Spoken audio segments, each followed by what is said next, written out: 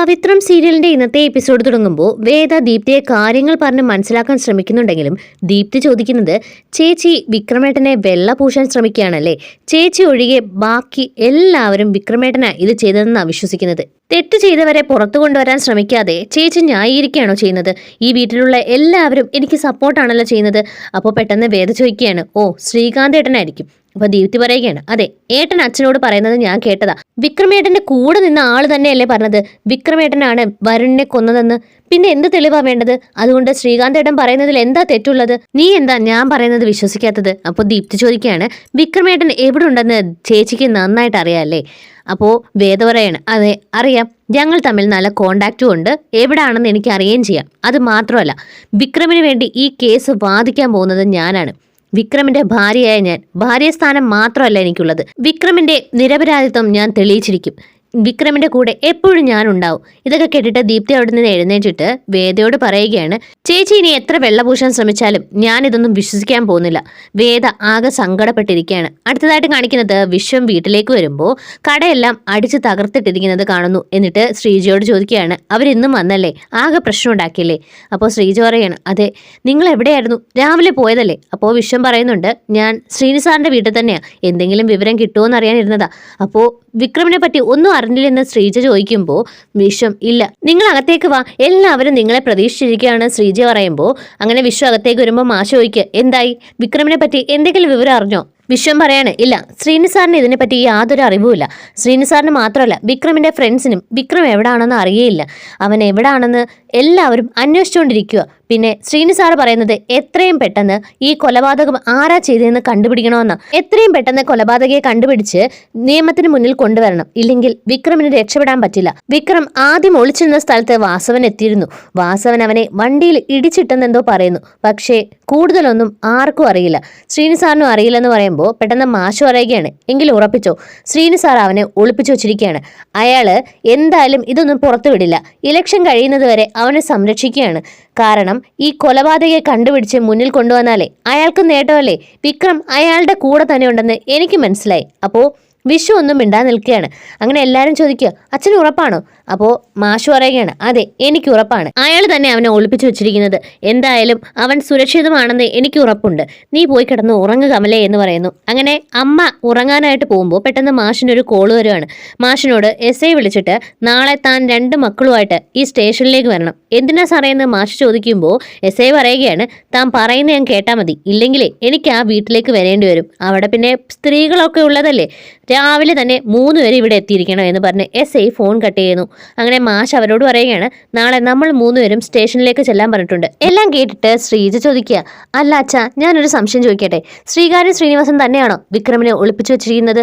അപ്പോൾ മാഷ് പറയുകയാണ്, അല്ല ഞാനത് വിശ്വസിക്കുന്നില്ല, എങ്കിലും എൻ്റെ കമലയെ വിശ്വസിപ്പിക്കാൻ വേണ്ടി ഞാനും അത് വിശ്വസിച്ചതായിട്ട് നടിക്കുന്നതേ ഉള്ളൂ. എന്തായാലും കണ്ടറിയാം എന്ന് പറഞ്ഞിട്ട് മാഷ് അകത്തേക്ക് പോകുന്നു. അപ്പോൾ നന്ദിനി വിനായനോട് പറയാം, ഇങ്ങനെ ഘോരമായി പ്രസംഗിച്ചപ്പോഴേ ഞാനും വിചാരിച്ചു ആ ശ്രീകാര്യ ശ്രീനിവാസന്റെ തണലിൽ തന്നെയാ വിക്രമെന്ന്. എന്നിട്ടിപ്പോൾ എന്തായി? ദേ ആർക്കും അവനെ പറ്റി ഒരു വിവരവും ഇല്ലെന്ന്. വിനായനാണെങ്കിൽ പോലീസ് സ്റ്റേഷനിൽ പോകാൻ പേടിച്ച് നിൽക്കുകയാണ്. അടുത്തതായിട്ട് കാണിക്കുന്നത് ശ്രീജ മുറിയിലെത്തിയിട്ട് വിശ്വത്തിനോട് പറയുകയാണ്, അച്ഛൻ ഇത്രയും ആത്മവിശ്വാസത്തോടെ ഉറപ്പിച്ചു പറഞ്ഞപ്പോൾ ഞാനും കരുതി ആ ശ്രീകാര്യൻ ശ്രീനിവാസന്റെ അടുത്ത് തന്നെയായിരിക്കും വിക്രമെന്ന്. പക്ഷേ അച്ഛൻ അമ്മയെ ആശ്വസിപ്പിക്കാൻ വേണ്ടി പറഞ്ഞതാണെന്ന് ഞാൻ അറിഞ്ഞില്ല. അപ്പോൾ വിശ്വം പറയുകയാണ്, എനിക്കത് ആദ്യമേ മനസ്സിലായി, അതാ ഞാൻ ഒന്നും മിണ്ടാതെ നിന്നത്. ശ്രീനിസാറിനും അവനെപ്പറ്റി ഒരു വിവരവും ഇല്ല. ഇങ്ങനെയുള്ള സന്ദർഭങ്ങളിൽ എവിടുന്നെങ്കിലും ഒരു ഫോൺ ഒപ്പിച്ച് വിക്രം ശ്രീനിസാറിനെ വിളിക്കുന്നതാ. ഇത് അതും ഉണ്ടായിട്ടില്ല, ആർക്കും അവനെപ്പറ്റി ഒന്നും അറിയില്ല എന്ന് പറയുമ്പോൾ ശ്രീജ ചോദിക്കുക, ഇനിയിപ്പം വേദയുടെ അരികിലാണെങ്കിലോ? വേദയോടുള്ള സ്നേഹം കൊണ്ട് അവൻ എന്തായാലും എല്ലാം ഉപേക്ഷിക്കാമെന്ന് പറഞ്ഞതല്ലേ, അതുപോലെ തന്നെ വേദ പറഞ്ഞ് വേറെ ഏതെങ്കിലും സ്ഥലത്തേക്ക് വിട്ടേക്കുന്നതാണെങ്കിലോ? വേദയ്ക്ക് ഇതിനകത്ത് എന്തെങ്കിലും പങ്കുണ്ടെങ്കിലോ? അപ്പോൾ വിശ്വം പറയാ, അങ്ങനെയൊന്നും ആയിരിക്കില്ല. ശ്രീജ പറയാം, എൻ്റെ മനസ്സെന്തോ അങ്ങനെ പറയുന്നു. അവൾ ഈ വീട്ടിൽ വന്നതിന് ശേഷം എൻ്റെ അനിയത്തിയായിട്ടാണ് ഞാൻ കണ്ടുകൊണ്ടിരുന്നത്. എന്തെല്ലാം മാറ്റങ്ങളാ അവൾ ഈ വീട്ടിലുണ്ടാക്കിയത്. എന്നിട്ടിപ്പോൾ അവൾ അവളുടെ വീട്ടിലും പോയി. എന്തോ എൻ്റെ മനസ്സ് ആകെ സങ്കടത്തിലാണെന്ന് പറയുമ്പോൾ വിശ്വം പറയാം, അവൾ ഈ വീട്ടിൽ എല്ലാവരെയും മാറ്റി. അതിന് ഉദാഹരണമല്ലേ വിക്രം. വിക്രവും മൊത്തത്തിൽ മാറി. അതുകൊണ്ട് തന്നെയാണ് ശ്രീനിസാറിനെ അവൻ ഇതുവരെ വിളിക്കാതിരുന്നത്. ഒരു പ്രശ്നം ഉണ്ടാവാതിരുന്നാൽ മതിയായിരുന്നു. ഇനി പോലീസ് സ്റ്റേഷനിലേക്ക് എന്തിനാണോ വിളിച്ചതെന്നും പറഞ്ഞ് ഇങ്ങനെ വിശ്വം പേടിച്ചിരിക്കുകയാണ്.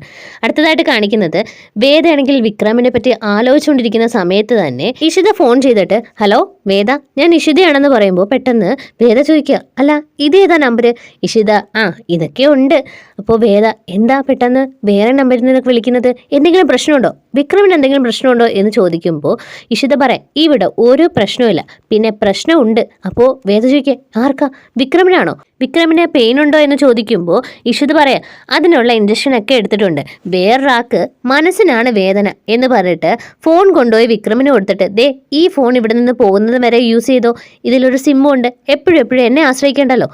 ഇഷിത അവിടെ നിന്ന് പോയി കഴിയുമ്പോൾ വിക്രം ഫോൺ മേടിച്ചിട്ട് ഹലോ വേദ എന്ന് പറയുമ്പോൾ വേദ ചോദിക്കുക, എന്താ വിക്രു ഉറക്കം വരുന്നില്ലേ? അപ്പോൾ വിക്രം പറയാം, എന്തോ ബോറടിച്ച് കുറേ നേരമായി ഒറ്റയ്ക്കിരിക്കുകയല്ലേ, എന്തൊക്കെ ആലോചിച്ച് എനിക്ക് ഉറക്കം വരുന്നില്ല എന്ന് പറയുമ്പോൾ വേദ പറയാം, ഞാനും ഇവിടെ ഓരോന്നൊക്കെ ആലോചിച്ചുകൊണ്ടിരിക്കുകയായിരുന്നു.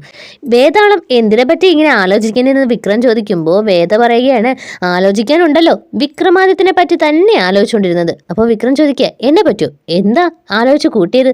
അപ്പോൾ വേദ പറയുകയാണ്, തൻ്റെ മണ്ടത്തരം, എടുത്തുചാട്ടം, പിന്നെ ബുദ്ധിയില്ലായ്മ, ഓരോരോ പ്രശ്നങ്ങളിൽ ചെന്ന് ചാടുന്നതില്ലേ, അതിനെപ്പറ്റിയൊക്കെ ഇങ്ങനെ ആലോചിച്ചുകൊണ്ടേ ഇരിക്കുകയായിരുന്നു. അപ്പോൾ വിക്രം പറയാം, നീ പിന്നെ ക്ഷമാശീല, സമർത്ഥ, ബുദ്ധിമതി, ഒരബദ്ധത്തിലും ചെന്ന് ചാടാത്ത പൊന്നും കൂടം.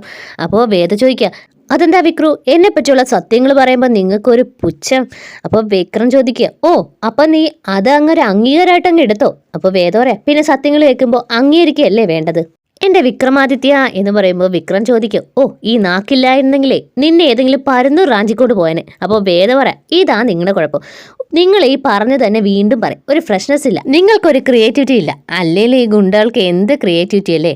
അപ്പോൾ വിക്രം പറയാം, ഇന്ന് ശരിക്കും നല്ല റോസ്റ്റിംഗ് മൂഡാണല്ലോ. വേദ പറയാം, അപ്പോൾ റോസ്റ്റ് ചെയ്തെന്ന് സമ്മതിച്ചല്ലോ, എങ്കിൽ പിന്നെ ഫോൺ കട്ട് ചെയ്യാം. അപ്പോൾ വിക്രം പറയാം, വേണ്ട സംസാരിക്കാൻ, ഇവിടെ കിടന്നിട്ടേ സമയം പോകുന്നതേ ഇല്ല. അപ്പോൾ വേദ പറയാം, ഇഞ്ചക്ഷൻ എടുത്ത് എൻ്റെ ക്ഷീണമൊക്കെ കാണും, വിക്രം പോയി കിടന്ന് ഉറങ്ങ്. അപ്പോൾ വിക്രം പറയാം, ഉറങ്ങാൻ കിടന്നതാ, പക്ഷെ അപ്പോഴാണ് നിന്നെപ്പറ്റി ആലോചിച്ചത്, പിന്നെ ഉറക്കം വന്നില്ല, നിന്നോട് സംസാരിക്കണമെന്ന് തോന്നി, പിന്നെ ഭവതി ഫോൺ എടുക്കരുതെന്ന് പറഞ്ഞതുകൊണ്ട് മാത്രം ഞാൻ എടുത്തില്ല, അപ്പോഴാ ഇഷിതയുടെ ഫോണിൽ നിന്ന് വിളിച്ചത്. അപ്പോൾ വേദ ചോദിക്കുക, അപ്പോൾ വിക്രുവിന് ഉറക്കം വരുന്നില്ല അല്ലേ? എങ്കിൽ പിന്നെ പറ. അപ്പോൾ വിക്രം ചോദിക്കാം, എന്നിട്ട്? അപ്പോൾ വേദ, എന്നിട്ട് പറ. അപ്പോൾ വിക്രം പറയാം, നിന്നോട് എന്തൊക്കെയോ പറയണമെന്നുണ്ടായിരുന്നു, പക്ഷേ ഇപ്പോഴാണെങ്കിൽ എന്താ പറയേണ്ടതെന്ന് ഒന്നും പിടികിട്ടുന്നതും ഇല്ലല്ലോ. അപ്പോൾ വേദ പറയാം, അത് നമ്മുടെ ഈ മോഡ് മാറ്റാത്തതുകൊണ്ടാണ്. വിക്രം ചോദിക്കുക, മൂഡോ? അപ്പം വേദ പറയാം, മൂഡല്ല മോഡ്, നമ്മളിപ്പോൾ ശാന്തമായിട്ടല്ലേ സംസാരിക്കുന്നത്, പഴയ വിക്രവും വേതാളവും ആയാലേ നമുക്ക് ഒരുപാട് സംസാരിക്കാൻ കാണും. അപ്പോൾ വിക്രം പറയുകയാണ്, അതൊന്നും വേണ്ട, എനിക്കിപ്പോൾ വഴക്കിടാനുള്ള മൂഡൊന്നുമില്ല. വിക്രം, എന്നിട്ട് പറ എന്ന് പറയുമ്പോൾ വേദ ചിരിച്ചുകൊണ്ട് പറയാം, ഈ എന്നിട്ട് എന്ന് പറയുന്നത് ആരാന്നറിയോ? കാമുകിയും കാമുമാരാ ഈ എന്നിട്ട് എന്നിങ്ങനെ പറയുന്നതെന്നാണ് ഞാൻ കേട്ടിട്ടുള്ളത്. അപ്പോൾ വിക്രമിന് ഒരു സന്തോഷമൊക്കെ തോന്നുന്നുണ്ട്. അപ്പോൾ വേദ പറയുകയാണ്, നിങ്ങൾക്ക് സത്യത്തിൽ എന്നോട് സംസാരിക്കാനൊന്നുമില്ല, പക്ഷേ ഫോൺ വെക്കാനും പാടില്ല, അതുകൊണ്ടാണ് ഈ എന്നിട്ട് നിങ്ങൾ പറയുന്നത്. അങ്ങനെ രണ്ടുപേരും ഉറക്കമില്ലാതെ രാത്രി മുഴുവൻ ഇങ്ങനെ സംസാരിക്കുന്നു. അവസാനം വേദ പറയുകയാണ്, നേരം വിളിക്കാറായി, ഇനിയെങ്കിലും കുറച്ച് നേരമെങ്കിലും ഉറങ്ങ്. അങ്ങനെ വേദ ഫോൺ കട്ട് ചെയ്യുന്നു. വിക്രം ആണെങ്കിൽ ഒരുപാട് സന്തോഷത്തിൽ അങ്ങനെ ഉറങ്ങിപ്പോവാണ്. വേദ ഒരുപാട് സന്തോഷത്തിലാണ്. ഇവിടെ വെച്ചാണ് ഇന്നത്തെ എപ്പിസോഡ് അവസാനിക്കുന്നത്. ആദ്യമായിട്ട് ചാനൽ കാണുന്നവർ സബ്സ്ക്രൈബ് ചെയ്ത് സപ്പോർട്ട് ചെയ്യാൻ കൂടി മറക്കരുത്. താങ്ക്